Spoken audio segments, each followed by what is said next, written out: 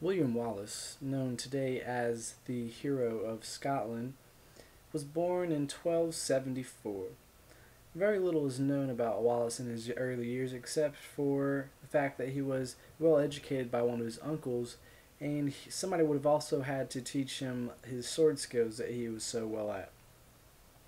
Now, while Wallace was growing up, Scotland was under oppressive rule from England, and King Edward I, who was at time ruling England, had a puppet king appointed, John de Bouillon, and pretty much King Edward still had all the power, but he still had the title. John de Bouillon still had the title of King of Scotland, but nonetheless, King Edward still had the power.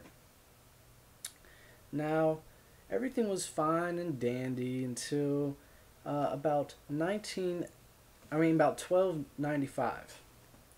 And in 1295, after King had been pushing more and more for Scotland's dependence to England, such as taxes and wanting Scotland to fight in English wars,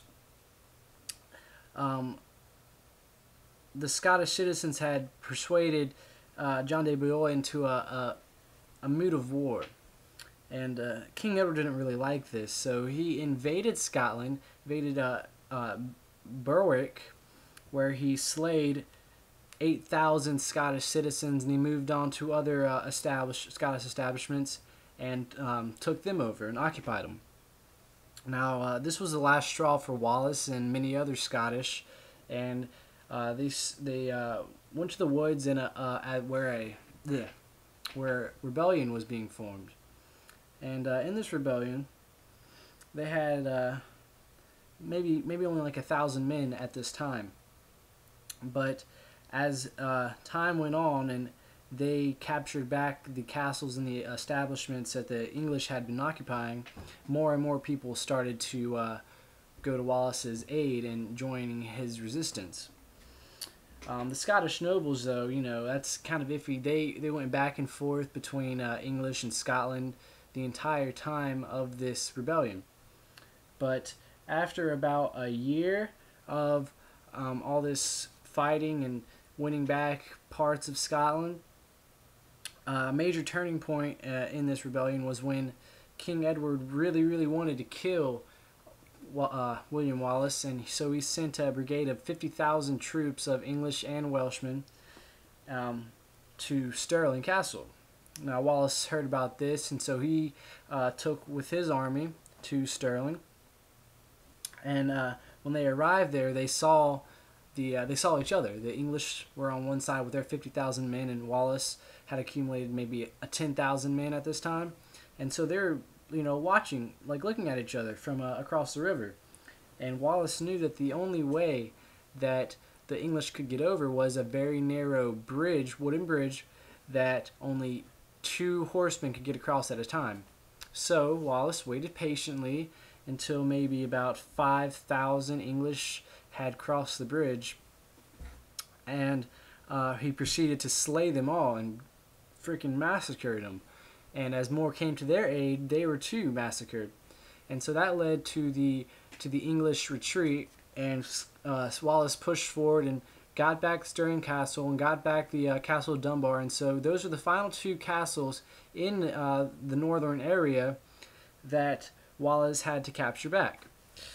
Now, the king was outraged by this, but he really couldn't do anything about it. And after this victory, Wallace was named Guardian of Scotland, along with a fellow named Andrew de Moray, but he ended up dying a few weeks after the battle at Stirling. So Wallace was the sole guardian of Scotland for a short while, until about a year later at the Battle of Falkirk, where once again Wallace and Scotland had been betrayed by their noblemen. Wallace went through a devastating loss, and he resigned from his title of Guardian of Scotland. He wasn't revoked of it, but he resigned. Now, he went on the low for a little bit, but he still continued to make raids and come to the aid of Scottish that needed his help. And for about 8 years of doing this, the king had about enough. But at this time, in 1305, the king was very, very old, and he had just had a seizure, so he knew that his death was soon. And knowing this, he wanted to see more and more to the death of William Wallace. And he found his aid in a Scottish nobleman named John Monteith. And John Monteith was trusted by Wallace. And so when Wallace was going on a trip with a few of his men to go meet with Robert the Bruce, he had no idea that he was going to get betrayed. However, when Wallace went to sleep, John Monteith and a guy named Jack Short disarmed Wallace and proceeded to try to restrain him, and pretty much convinced Wallace, even though he tried to fight back. Of course, he's going to fight back. He's well over 6 feet tall with an enormous stature and tremendous courage. But John Monteith convinced him that fighting back was, it was useless because he was surrounded by a brigade of English troops. This was not true, of course. But Wallace was convinced that this was the best way. John Monteith told him that no harm would come to him.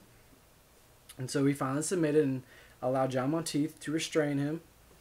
And after a 3-week journey to London, Wallace had his trial.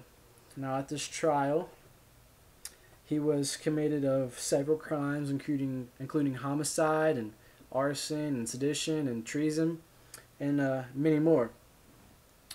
And Wallace admitted to all of these except for treason, for he had said that he had never sworn allegiance to King Edward. And, so that pretty much negates the definition of being a traitor, because he never swore allegiance to England. Nevertheless, he was put to death a rather gruesome way. Braveheart actually did a pretty well depiction of it. He was first hanged until he was pretty much half alive, and after the hanging, he got his nuts and he got his genitals cut off, and they put him out of his pain and misery with a clean chop to the head. But that wasn't all. After he was dead, they then cut his body into 4 pieces, 4 quarters, and they placed his head on the spike on the London Bridge, and placed his quarters across the corners of the kingdom to just pretty much show how much of an asshole King Edward was. King Edward thought that this would pretty much bring to an end the Scottish rebellion, but he had sadly mistaken. The Scottish was actually outraged by this, along with Robert the Bruce, who saw himself as the fit king of Scotland who would bring her freedom. But the only man getting in his way was a guy named Comyn. And at this time, Robert the Bruce was not trusted by the king, but Comyn was. And the king took away Robert the Bruce's title, took away his power, and took away his land. Regardless, Robert the Bruce still saw himself fit as the true king of Scotland that would get her freedom. So, Robert the Bruce had a negotiation with Comyn, saying whoever is the king, and whoever isn't the king gets the king's old land and assets. And Comyn, of course, he agreed to this, and he brought this news to the king, and the king wanted to try Robert the Bruce as a traitor. Upon hearing this, Robert the Bruce fled from the area so he could not be captured, and then he made a meeting with Comyn, and Comyn did not know that Robert knew the information that he did. And during this meeting, Robert the Bruce killed Comyn, so he was then appointed the King of Scotland. And Robert the Bruce would fight for many years for Scotland and its freedom, and in 1314, 9 years after Wallace's death, at the Battle of Bannockburn, which they won, they finally got their freedom. And that is a story of how William Wallace is the motherfucking man.